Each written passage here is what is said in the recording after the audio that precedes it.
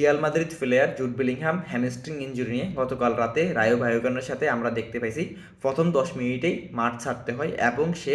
Report অনুযায়ী 1 মাসের জন্য মাঠের বাইরে থাকবেন এবং এর ভিতরে সে 6টা ম্যাচ মিস করবে এবং যেখানে থাকতেছে চ্যাম্পিয়ন্স লিগের বেনফিকার সাথে প্লে অফের ফার্স্ট লেগ এবং এমন ধারণা করা হইতেছে যে সে সেকেন্ড লেগের ম্যাচগুলো পাইতে পারে। ঠিক আছে,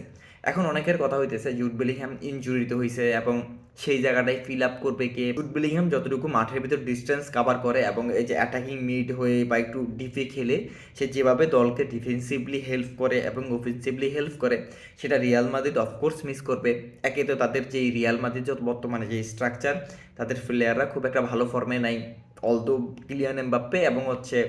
থিবো কোর্তুয়া এই দুজনকে যদি আমরা বাদ দিয়ে দিই, বার্সেলোনায় আমরা রাফিনাকে নেক্সট ম্যাচ আলবা সিটির সাথে দেখতে পাবো না কোপা দেল রের কোয়ার্টার ফাইনালে। তার কারণ হচ্ছে মাসল ওভারলোড হয়েছে এবং একটু বেশি ওভারলোড হয়ে গেছে রাফিনার, যে কিনা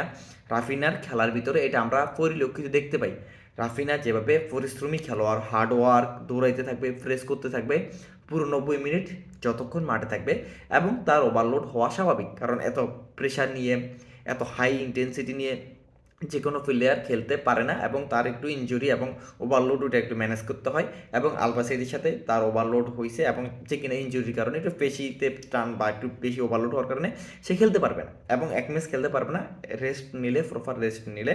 রাফিনা টাইম মতো ব্যাক করবে।